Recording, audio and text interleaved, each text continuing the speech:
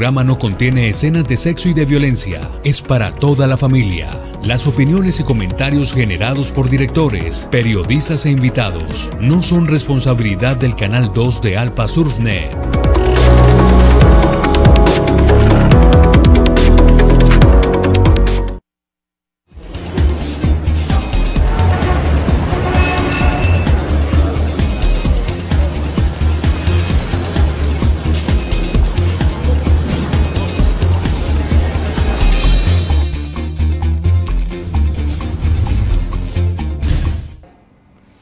Cordial saludo a toda la teleaudiencia del Canal 2 de Alpa Surfnet. Bienvenidos y bienvenidas todos y todas a esta nueva emisión de Especiales Alpa Noticias. Un saludo cordial a todos los que desde este momento se conectan con nuestra señal a través de nuestra página alpavision.com. Le dan Canal 2 y ahí tienen nuestra señal en vivo. Igualmente, a todos los suscriptores de Alpa Surfnet, la empresa más importante y de mejor servicio de internet en todo el Huila, Caquetá y la región surcolombiana. Y también le damos un cordial saludo a la gente de Garzón, a todos nuestros suscriptores del Centro de Departamento de Huila que desde el mes de septiembre están afiliándose a los servicios de internet y televisión de Alpa Surfnet. Hoy tenemos una invitada muy especial y un tema fundamental para ustedes y nosotros. Pero antes de decirles de quién se trata, también los invitamos desde ya a que se conecten a nuestras transmisiones a través de nuestras redes sociales, en Facebook Live, Instagram, Twitter, YouTube y TikTok. Ahí está la señal de Especiales Alpa Noticias y del Canal 2 de Alpa Surfnet, para que sus preguntas, sus comentarios, sus dudas que tengan respecto al tema que tenemos hoy en Especiales Alpa Noticias, lo podamos aquí leer y conversar. Y un tema que a usted y a nosotros nos llama la atención y que aquí en Alpa Noticias siempre hemos defendido es el tema de la vida. Todas las manifestaciones de la vida son importantes y por eso hoy nuestra invitada es una abanderada de la defensa de todas las formas de vida. Así la conoce en el país, ciudadana defensora de todas las formas de vida. Se trata de la senadora por el Pacto Histórico Esmeralda Hernández Silva. Ella es una senadora ambientalista y animalista, administradora pública, además tiene un magíster en gerencia para el desarrollo y hace parte de nuestro Congreso, de nuestro Senado en particular. Y maneja unos temas muy especiales en estos temas de animales, de medio ambiente y más, que vamos a tratar con ella. Por eso le decimos, doctora Esmeralda Hernández, bienvenida a Especiales Alpa Noticias. Ever, pues muchísimas gracias por la invitación, muy contenta de estar acá en el departamento del Huila, de estar acá en Alpa Noticias. Un saludo a la audiencia que nos ve, que nos acompaña hasta ahora y bueno, que sea una conversación agradable. Así va a ser. Desde ya vamos a conversar con ella y por eso la invitación a todos ustedes a que puedan comentar sobre todo estos temas animalistas y todo lo alrededor del ambiente. Hay unas noticias de última hora que vamos a conversar con ella sobre los humedales, sobre la provisión de estética para los animales, pero vamos a primero hacer un análisis, como hemos titulado la entrevista, qué está pasando y qué le está haciendo el Congreso por el país. Y en el Congreso se están debatiendo unas reformas fundamentales. Algunas han sido aprobadas, otras han sido aplazadas, otras inician un nuevo debate, pero vamos a empezar con el tema que nos importa y nos afecta a todos. El tema de la reforma a la salud, doctora Esmeralda. ¿Cómo ve usted el proceso para que esta reforma, como le han denominado 2.0, la que no logró concretar la doctora Carolina Corcho, será que ahora sí pasa en las manos del doctor Guillermo Alfonso Jaramillo? Pues bueno, de ver, el ambiente en el Congreso es muy complejo. Yo creo que la ciudadanía se ha podido dar cuenta que muchos de los escenarios y de las discusiones ni siquiera tienen que ver con la preocupación real por el sistema general de salud en Colombia, sino que está atravesado, está mediado por intereses particulares, está mediado por una cantidad de lobby enorme que se hace por parte de las EPS y por parte de quienes hoy manejan la plata de los ciudadanos y de quienes hoy manejan la salud.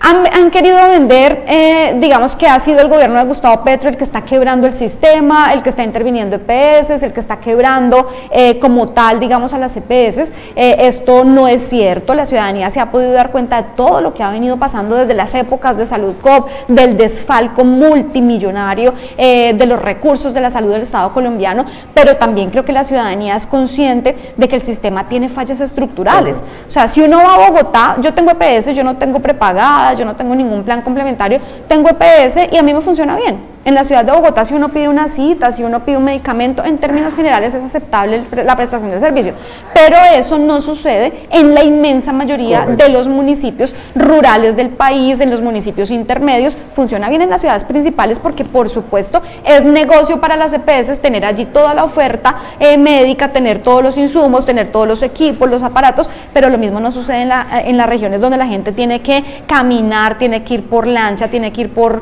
río, hasta llegar a un centro médico. Cuando llega al centro médico no tiene los medicamentos. Un poco en la misma ciudad, doctora, senador, y es el tema de la fila, la negación de los medicamentos, de las citas especializadas. Esta reforma sí ataca esos puntos clave que le afecta al ciudadano común y corriente. Claro que sí, la reforma tiene varios puntos básicos. Lo principal es eliminar la intermediación. La gente cree que cuando se eliminan las EPS entonces esto va a ser todo un caos, pero lo que no sabe es que las EPS simplemente hacen una tarea de intermediación financiera, pero quienes realmente prestan el servicio público son los hospitales y las IPS que se mantienen, esas no se tocan. Entonces lo que se va a hacer es quitar ese intermediario que se queda con buena parte de la plata y que maneja esos recursos a su antojo, y es lo que ha venido sucediendo. Segundo, se va a tratar la salud de manera integral, porque es que en Colombia tenemos un problema, y es que la salud se atiende cuando la gente ya está enferma, cuando ya está a punto de morirse. O sea, si uno no va muriéndose, agonizando al hospital, pues no te atienden, no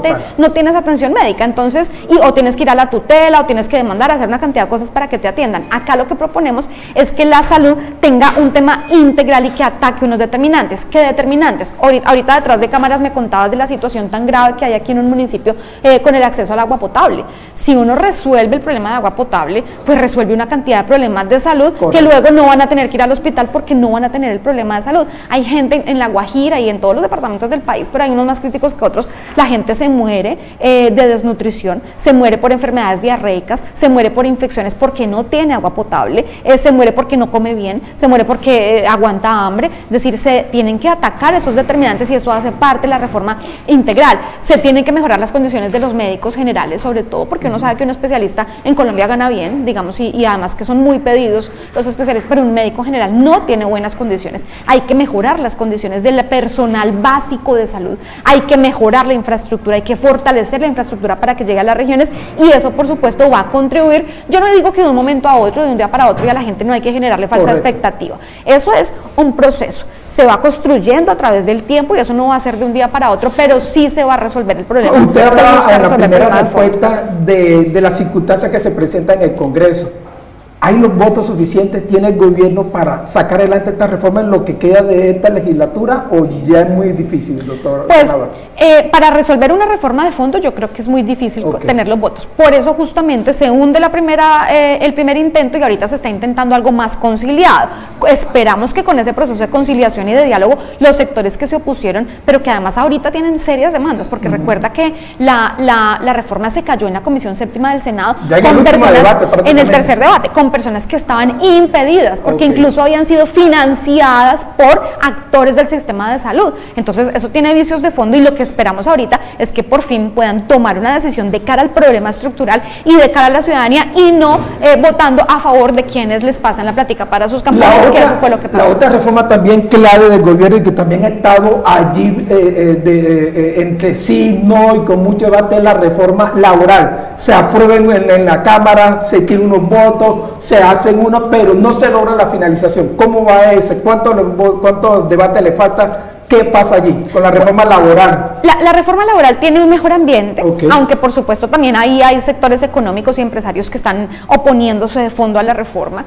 Ya fue aprobada en primer y segundo debate. Para que la gente entienda, en Colombia, para que una ley se convierta en ley de la República, tiene que ser votada y aprobada en 4 debates, dos en Cámara y 2 en Senado. Los 2 de Cámara ya fueron surtidos, es decir, ya se aprobaron allí, y estamos ya pendientes de su tercer debate en la Comisión Séptima del Senado. ¿Qué busca esta reforma?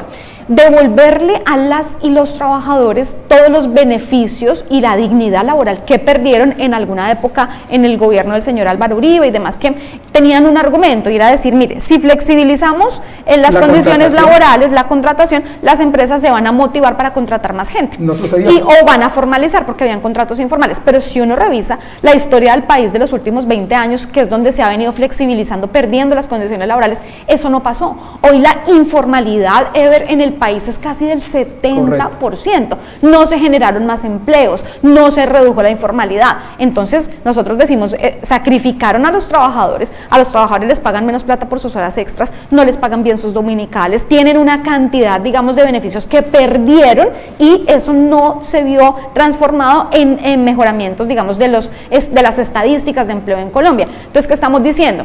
Tiene que ser un gana-gana. Si usted tiene a un trabajador bien, si usted le paga bien al trabajador, si el trabajador se siente contento, se siente satisfecho, se siente motivado para sacrificar su domingo de familia para ir a trabajar, pues eso se va a ver en beneficios para la empresa también, porque la empresa va a tener mejores rentabilidades. Pero uno de los peros que le hacen, senadora, a la reforma laboral es que están empoderando más a los sindicatos en contra de las empresas. ¿Eso es cierto?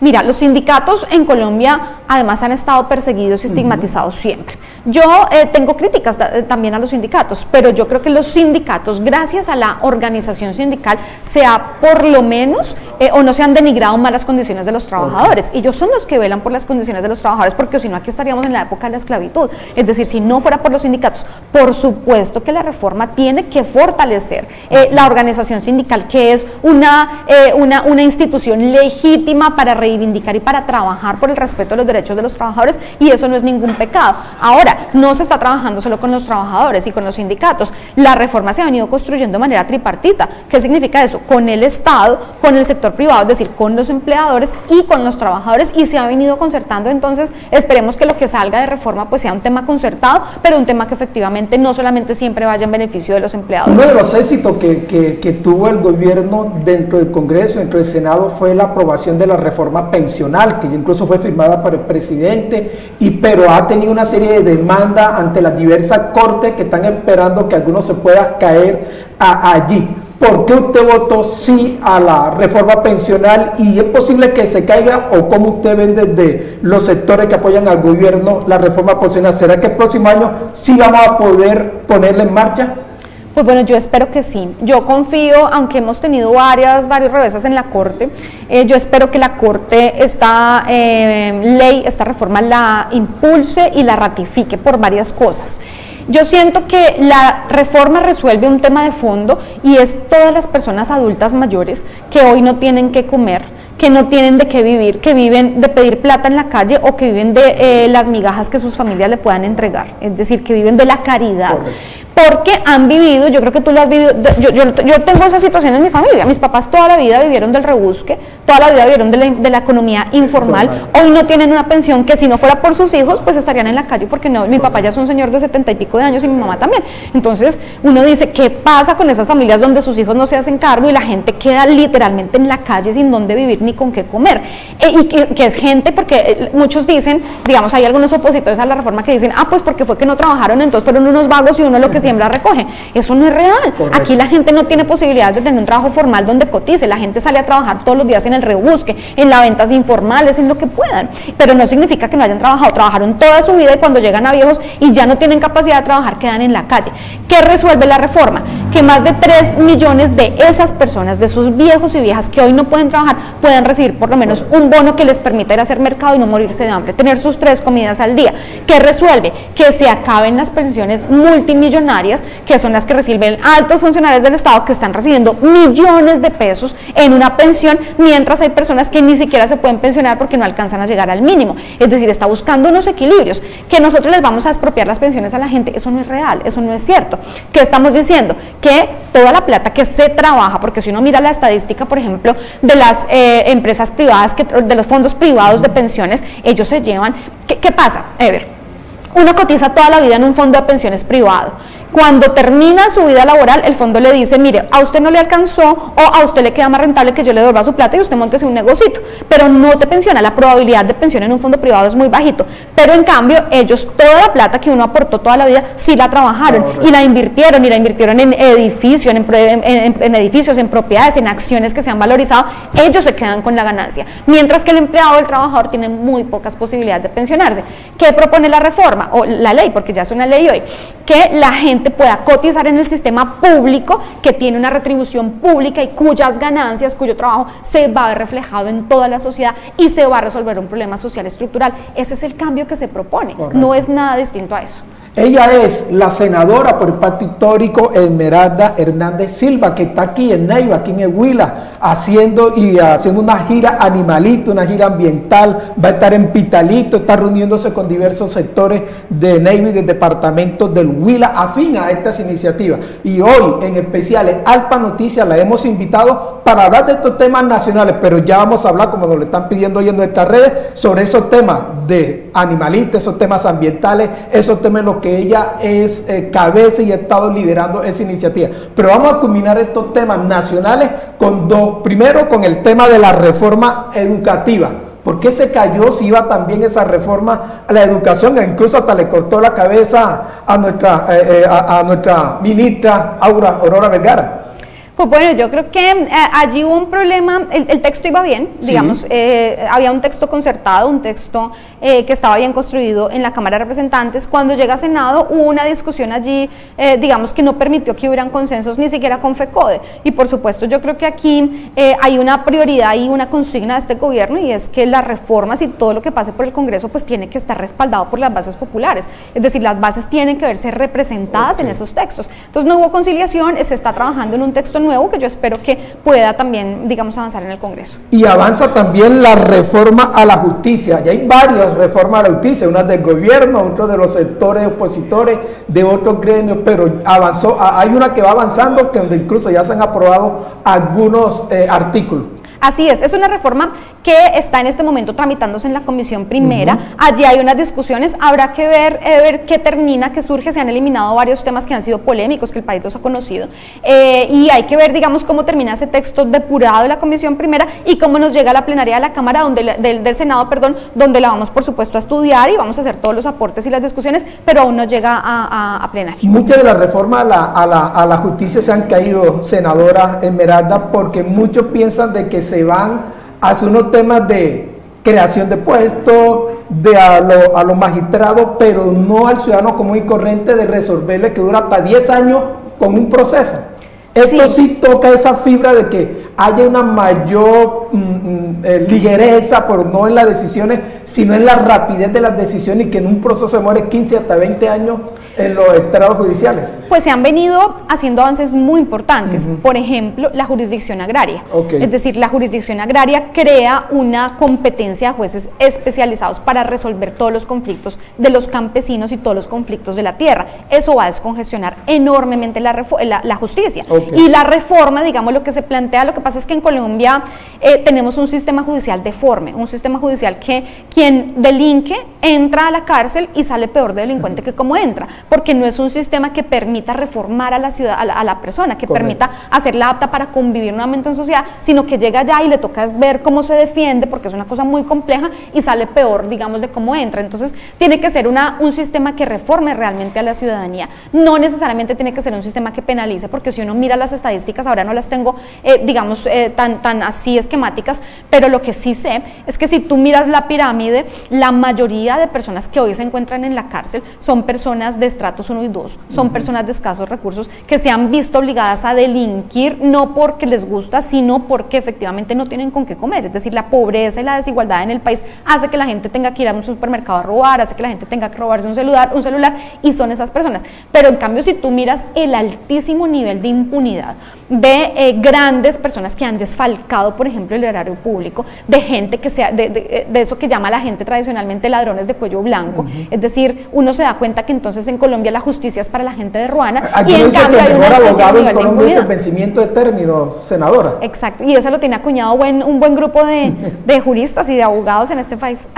Okay. Ella es la senadora Esmeralda Hernández Silva, que nos está acompañando hoy en especial a Noticias. Ustedes la han visto ahí con esa camisa, con esa camiseta, con ese logo que dice "No más ole", que fue una ley aprobada ya, un proyecto de ley que fue aprobado y que está prohibiendo el tema del toreo en toda. ¿Por qué esa iniciativa y cuándo arranca en firme? Porque todavía vemos que se presenta, especialmente en la costa atlántica, muchos temas de toro, y hay algunas plazas de toros que todavía siguen vigentes, hay algunas que se están transformando. Por ejemplo, en Cartagena ya la transformaron en escenario de concierto, en Bogotá igualmente, pero hay otras que todavía se mantiene. Y el caso más fuerte en Manizales, por ejemplo, que siguen con su feria, igualmente en Cali. ¿Cómo logró que se aprobara esa ley y cuándo entra en firme su vigencia, doctora? Pues bueno, Ever, esta es una lucha de muchísimo tiempo, no es nueva. Hay un movimiento animal que lleva trabajando por la prohibición de la tortura en las plazas de toros durante décadas, casi 3 décadas.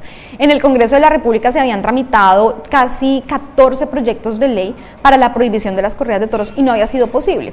Y no había sido posible por lo mismo que pasa siempre en el Congreso de la República, y es que hay poderes, los taurinos estaban tan bien ubicados, estratégicamente ubicados en escenarios de poder, que hacían que finalmente el Congreso siempre hundiera las propuestas de prohibición. Este es un proyecto que llega en un momento en el que Gustavo Petro, que fue además quien prácticamente acabó con las corridas de toros en Bogotá, pues hoy es presidente de la República, un proyecto acompañado por el gobierno nacional y un proyecto en el que logramos mayorías. Aquí también hablábamos detrás de cámaras con alguien de tu equipo, que lo que hicimos fue concertar incluso con sectores de la oposición, es decir, este proyecto tuvo votos incluso del Centro Democrático, porque creo que estamos en un momento en el que la ciudadanía y el país y el mundo ya entendió que uno no puede torturar a un animal, porque recuerda que al toro le entierran una vara donde le fracturan músculos, le entierran varias banderillas donde el animal queda sin poder mover su cabeza del dolor, donde tienen hemorragia interna, lesiones pleurales, les duele al respirar, y luego les atraviesan una espada de más de 80 centímetros por todo su cuerpo, les fracturan hígado, corazón, riñones, es un dolor y una agonía enorme, y todo eso simplemente para que alrededor unas cientos de personas se diviertan. Eso no puede ser, además es una fiesta donde hay licor, una fiesta donde hay violencia, una fiesta terriblemente cruel. Entonces la gente ya entendió que uno no puede, sobre todo lo he venido diciendo en muchos lados, ver un país tan violento como el nuestro, que ha sido marcado por la violencia, por la muerte, por el dolor, siga reivindicando, siga legitimando espacios donde lo que se hace es apología a la violencia. Uno no puede naturalizar eso. Yo no puedo creer que en una plaza de toros donde sucede eso, donde matan a un animal de manera sanguinaria, pero también hay posibilidad de que maten al torero, porque yo no sé si tú has visto que a los toreros los levantan, salen heridos de todo, puedan entrar niños. O sea, ¿cómo es posible que uno vea normal que un niño entre a ver un escenario de tortura como esos en una plaza de toros y eso sea legitimado como un espectáculo público? Eso ya no estamos en la época de las cavernas. Yo creo que eso ya está llamado a recoger. La gente ya entendió que uno no puede seguir legitimando esos espacios. Y justamente lo que pasó en el Congreso es que el Congreso se dio cuenta que todo el país prácticamente rechazaba las corridas de toros. En el mundo solamente hay 8 países, incluyendo a Colombia, es decir, hoy ya son solo 7, en los que las corridas de toros son legales y son además reconocidas pues, como cultura y demás. En Colombia ya salimos de esa lista que para mí es vergonzosa, ya no. Ahora, ¿cuándo empieza a regir? ¿Qué dice la ley? Hay un proceso de transición, porque obviamente también buscábamos consensos, en el que se va a identificar a todo el sector taurino, a los toreros, banderilleros, a la señora que vende afuera la mazorca, es decir, a toda la gente que vive el sector taurino, para construir e implementar con ellos un proceso de reconversión. Es decir, que si quieren... Y los mismos ganaderos que han dicho, porque como dicen que el toro de Lidia es un toro especial, lo que defienden la tauromaquia dice que es un toro especial que es criado para soportar, entre comillas, esto que usted acaba de enseñar, esa tortura y demás. Los ganaderos todavía siguen siendo muy opositores. Esto está demandada también, ¿cierto? Así es, pues por supuesto, los ganaderos de Lidia se oponen porque es un negocio. Correcto. Pero no es cierto que nadie, mira, ningún ser vivo en el planeta ha sido criado para ir a que lo torturen. Okay. O sea, eso sí no tiene ninguna lógica y está desvirtuado además con estudios científicos sobre la sentiencia y el dolor del animal, el proceso fisiológico que sufre y demás. Ahora, con ellos también harían parte del proceso de transición, que son 3 años. ¿Qué significa eso? A ver, que se pueden hacer seguir haciendo corridas de toros durante estos 3 años solamente en los municipios que cumplen unos requisitos que la Corte había establecido. Okay. ¿Qué requisitos? Que haya tradición, como la Plaza de Toros de Manizales, por ejemplo, okay, como Cali, bueno, donde haya tradición, que solamente se hagan una vez al año en la época donde es tradición, o sea, no lo pueden hacer cada 8 días, y que no se interrumpa la tradición. ¿Qué significa eso? Que si, por ejemplo, Manizales deja de hacer corridas de toros un año, se interrumpió la tradición y no pueden volver las corridas. Esos son muy pocos municipios en el país, podrán hacerlo durante 3 años, pero hay una cosa adicional que es muy interesante, y es que en los municipios donde hayan plazas públicas, el Estado, en asocio, el Ministerio de Cultura, junto con las alcaldías, las gobernaciones, pueden transformar esos escenarios. Quienes conocen Cartagena pueden ver, por ejemplo, el centro comercial La Cerrezuela, que es un centro comercial hoy increíble, correcto, que genera empleos directos, estables, no como la tauromaquia, que son ingresos esporádicos una vez al año, genera empleos directos, estables, que dinamiza la economía, que se mueve toda una economía alrededor, que es maravilloso, pero además preservó la arquitectura de la plaza. Cuando uno va, encuentra allí el ruedo, encuentra la plazoleta. Entonces, es un ejemplo maravilloso. En Bogotá ya estamos trabajando para hacer lo mismo, en los distintos municipios. Aquí, por ejemplo, está el municipio de Tesalia. En Aipe también tenían uno. Que me parece que, digamos, un ejemplo... escenario deportivo. Exacto, un ejemplo maravilloso. Estamos viendo con el alcalde, no ha sido fácil poder avanzar, digamos, allí, porque el alcalde tiene toda la disposición, pero es que buscar plata, eso siempre es bien complicado. Pero estamos viendo, él tiene toda la disposición, entonces uno se da cuenta que esos espacios que son utilizados para masacrar animales, hoy pueden ser usados para otras cosas. ¿La corraleja? ¿Cómo juegan? ¿Qué papel juegan allí? Las corralejas son una práctica diferente, okay, porque la tauromaquia estaba regulada por ley, la corraleja no, okay, es una práctica popular. Yo, por supuesto, estoy en contra de las corralejas, de las peleas de gallos, de todo lo que involucre tortura de los animales, pero con la corraleja hay que hacer un planteamiento distinto. Yo creo que hay que empezar por ver cómo la gente empieza a rechazarla, porque okay, distinto a las corridas de toros, la corraleja todavía es muy popular y es muy aceptada. Entonces la gente tiene primero que, y eso es de mucho tiempo, que entender que es un escenario de tortura, donde muere gente también donde se ponen en riesgo niños, personas, es una cosa terrible. Mira, en diciembre que pasó, ya casi hace un año, se hizo viral, yo no sé si lo viste, una imagen en la que estaba un señor, con un bebé de brazos frente al toro, sí, en una corraleja. ¿Qué es eso? O sea, eso es una cosa, o sea, ¿qué les pasa por la cabeza poner en riesgo a un bebé, ponerse en riesgo él por ir a torturar a un animal? Eso no tiene lógica. Entonces, hablando de tortura de animales, otro de los proyectos de ley que usted lidera y que ya lo mencionó allí es el tema de las no peleas de gallo, donde se mueve mucho dinero, donde hay unas mafias y grupos en todas las ciudades, en la mayoría de forma clandestina. ¿Cómo va ese proyecto? ¿Cómo va esa iniciativa? Pues lamentablemente el Congreso no está preparado para prohibir las peleas de gallos. Yo lo intenté, los galleros se organizaron porque además tienen unos respaldos económicos importantes. Nos hicieron una protesta que llenaron la Plaza de Bolívar, que uno sabe que no es una cosa natural, digamos, legítima de la población rural y demás que vaya a protestar, no, es una cosa organizada, pero eso hace que el Congreso le tema a la situación. Está frenado entonces este proyecto. Está frenado el proyecto.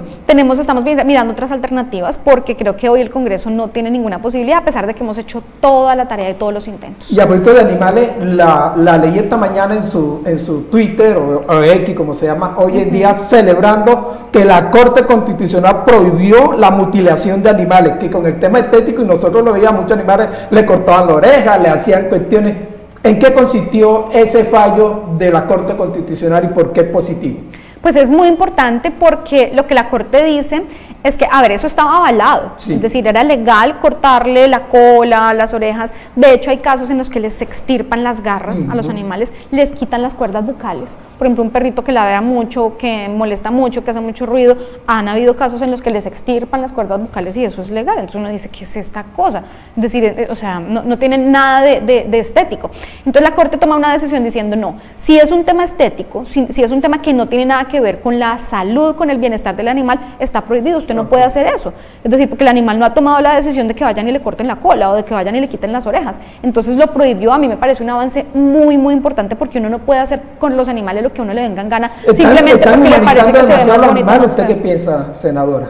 La sociedad actual está humanizando, llamando a los hijos, llamándolo todo, y con todo este elemento estético, ¿se están humanizando demasiado o cómo la ve? Pues yo creo que, digamos, hay límites. Hoy uno encuentra, sobre todo en ciudades grandes, Ever, que las familias ya no son solamente las conciben con hijos. Correcto. Es decir, hay gente, a alguien le escuchaba algo muy interesante que es como el síndrome, no recuerdo el nombre, como el síndrome de la soledad indeseada o una cosa así, que es que la gente ya prefiere, digamos, conformar familias con otras especies, con otros animales, porque nosotros somos animales, por la decisión de no tener hijos, en una situación ambiental tan compleja, de guerras, de escasez de agua. La gente dice, yo no quiero tener hijos, pero encuentra una relación linda con los animales, y yo eso lo veo bien, yo no lo veo mal.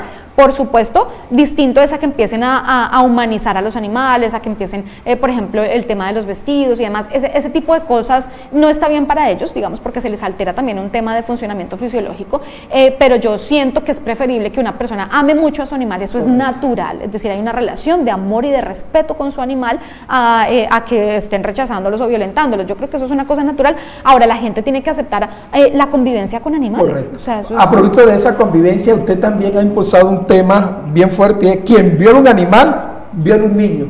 Así es. ¿Qué pasa con esa iniciativa? ¿Cómo va ese tema también? Ese proyecto tiene mucha viabilidad. Ya hemos venido trabajándolo con la Comisión Primera del Senado. Yo espero que se debata en los próximos días. ¿Y por qué? Ver, nosotros encontramos que cada vez son más recurrentes los casos de violación a animales. Y no solamente porque hay un caso en la costa que yo creo que no hay que hablarlo ni con vergüenza, ni con mito, ni con nada. Hay un tema que se está convirtiendo incluso en algo, entre comillas, cultural, que es la iniciación sexual de los jóvenes con burras. Correcto. Entonces, primero, eso no se puede normalizar y no se puede coger de chiste. Eso tiene detrás problemas de salud pública, problemas de transmisión de enfermedades entre animales, de animales a humanos y de humanos a animales, y que uno puede contagiar a otras personas. Eso conlleva atrás una serie de cosas muy, muy complicadas que no se pueden naturalizar. Pero el problema de ver es que hoy en Colombia ya no se hace el tema solamente con las burras. Yo que trabajo en este tema recibo denuncias todos los días de casos en los que se violan gatas, perras, perros, de casos en los que se violan, o sea, se tiene actividad sexual. Fetiches, son temas. Incluso con pulpos, con patos, con gallinas, con pavos, o sea, es una cosa que uno dice, ¿qué es esta porquería? Y eso tiene que ver con varias cosas, y es, el lema nuestro es: quien viola a un animal puede violar a un niño. ¿Por qué? Nosotros encontramos que hay varios estudios a nivel nacional e internacional que demuestran que una persona que es capaz de violar sexualmente a un animal fácilmente puede transitar hacia violar a niños, a bebés, a personas con discapacidad, a adultos mayores que tengan problemas de Alzheimer y demás. ¿Por qué? Te doy la explicación. ¿Por qué una persona viola a un animal? Porque sabe que el animal no puede oponerse, porque sabe que lo puede manipular, lo puede llevar al sitio donde quiera, cuando quiera, para violarlo, porque sabe que el animal no va a denunciarlo, que no puede contar lo que pasó, que no puede poner oposición. Esas mismas circunstancias las encuentras en una persona, en un bebé. Pasa lo mismo con un bebé, o una persona que tenga alguna situación de discapacidad grave, que no pueda transmitir lo que pasó, contar lo que pasó, un adulto mayor con Alzheimer. Entonces, y hemos encontrado casos, por ejemplo, te doy el caso de Garavito. Garavito, ya hay estudios que nos dicen que Garavito se inició con animales y luego transitó a humanos. Entonces, la manera de prevenir delitos con humanos es prevenir la violación también de animales. Es una cosa además que a los animales, tú no te imaginas, hay casos de empalamiento, a los animales los violan y los empalan vivos, quedan destrozados por dentro, quedan rasgados con unos miedos enormes. Eso es demasiado cruel. Ella es la senadora ambientalista y animalista de Colombia, Esmeralda Hernández Silva, que la tenemos invitada en especial a ARPA Noticias. Hemos hecho una serie de recorridos por los temas nacionales, la reforma, los proyectos que está en el Congreso, que lidera el gobierno nacional, que tiene unas ciertas oposiciones, unos ciertos puntos allí, y ahora hemos transitado hacia estos temas que ella lidera, que son los temas animalistas, con estos temas relacionados con no más soles, la corrida de toros, la defensa de los animales, la defensa del aviento a su forma. Y hay unos temas que quedan aquí pendientes, que la vamos a seguir invitando, y cada vez que venga Neiva vamos a hablar acá con ella, porque es un tema del glifosato, que es un tema clave, el tema del fracking, con el tema del petróleo, pero queremos en estos últimos minutos de especial ARPA Noticias, con un tema que tocamos la semana pasada acá, y que ella es coautora, ha liderado ese proyecto en el Congreso junto con la senadora, congresista huilense, la representante de la Cámara, la profe Leire, y ese tema de la defensa de sus humedales. Aquí la profe Leire, usted y nosotros lo sabemos, como educadora desde la Universidad Subcolombiana, lideró un movimiento ambiental de defensa de todos los humedales de Neiva, ahora como representante de todos los humedales del país y en el Huila en particular. Y fue aprobado la ley de los humedales, que buscan integrar estos sitios al sistema de gestión de riesgo. ¿En qué consiste y en qué beneficia? Por ejemplo, aquí que tenemos una serie de humedales que están siendo casi que urbanizados, que están siendo tapados, que están siendo aprovechados para otras construcciones y demás, y lo están encerrando. ¿En qué consiste este proyecto de ley o ya fue aprobado en definitiva? ¿Falta algo? Falta un debate. Okay. Hay dos proyectos, Ever. Uno que está liderado por la profe Leila, por supuesto, yo soy la coordinadora ponente de ese proyecto. Ayer le dimos la buena noticia al país de que fue aprobado en su tercer debate. O sea, ¿En Senado? En Senado. Okay. O sea, falta solo un debate en la Ahí mismo plenaria en Senado, para que se convierta en ley de la República. Perfecto. ¿Qué busca ese proyecto? Que en todos los estudios, en todas las instituciones, en todo el Sistema Nacional de Gestión del Riesgo se incluyan los humedales. ¿Por qué? Porque la gestión del riesgo, la unidad, siempre llega cuando ya está el desastre. Pero no se piensa en las causas del desastre. ¿Cuáles son las causas? Yo no sé si tuviste, por ejemplo, el tema de Bogotá ahorita, las inundaciones enormes en la autopista norte.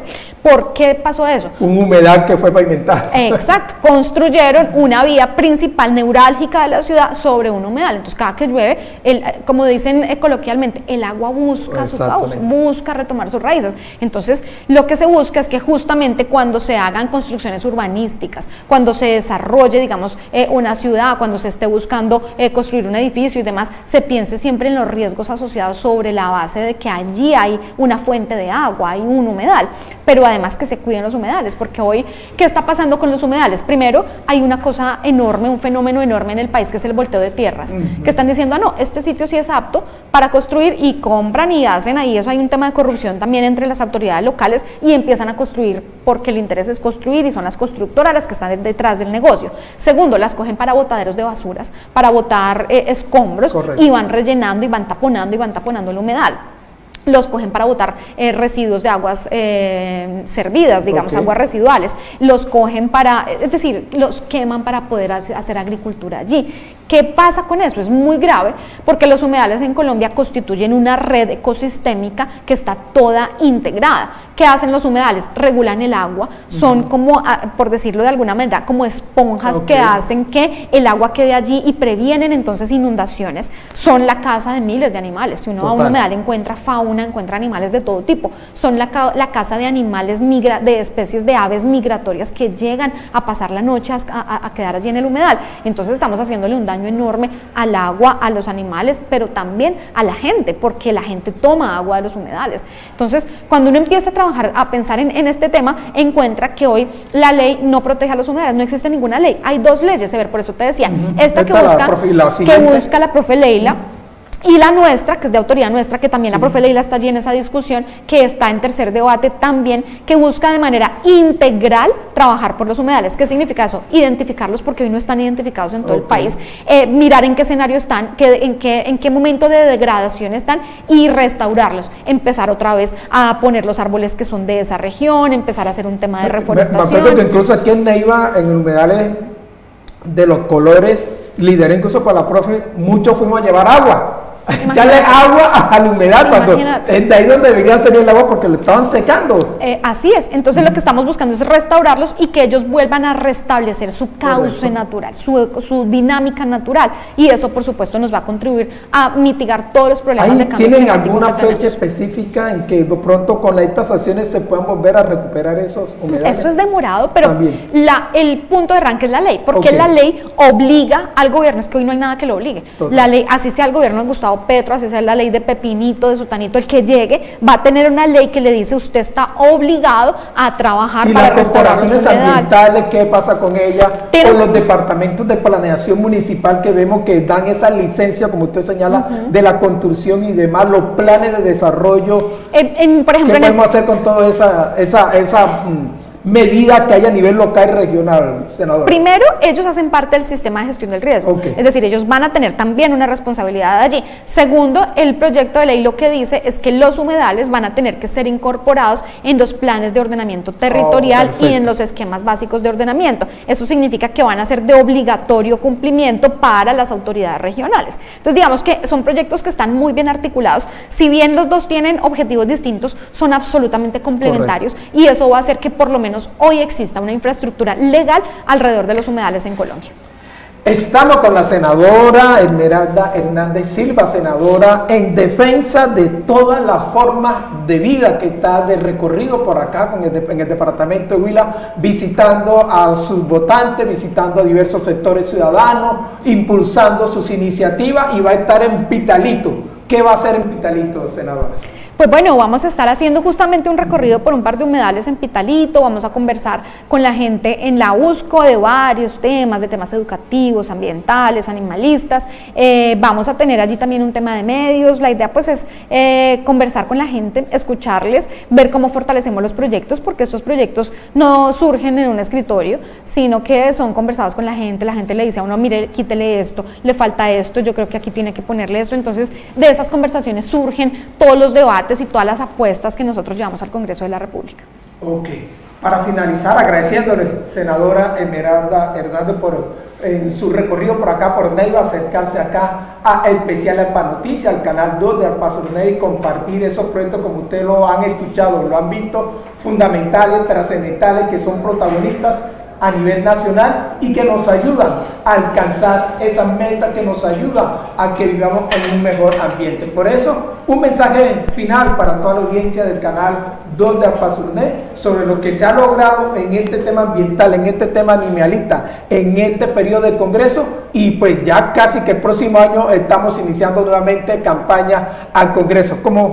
¿Qué mensaje podemos dejarle a la ciudadanía en ese sentido? Pues bueno, primero que estén muy pendientes de las decisiones que toma el Congreso de la República, que hablen con sus representantes, con sus senadores, con la gente a que ustedes le han depositado su voto y les reclamen que voten a favor de estas iniciativas, que voten a favor de los animales, que voten en contra del fracking que tanto daño le hace al ambiente y a las comunidades, que voten a favor de los humedales, de la vida. Nosotros estamos trabajando un proyecto para la prohibición del uso del glifosato, que estén pendientes allí y que si definitivamente ustedes no se ven representados en esos congresistas, no vuelvan a votar por ellos. Tomen una decisión consciente, voten consciente y voten por quienes realmente estamos intentando hacer un trabajo por la vida.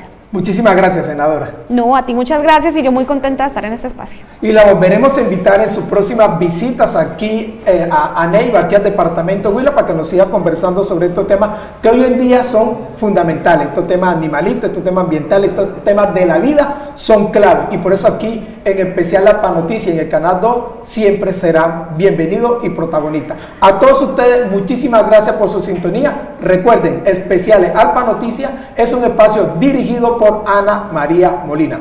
Muchísimas gracias por su sintonía.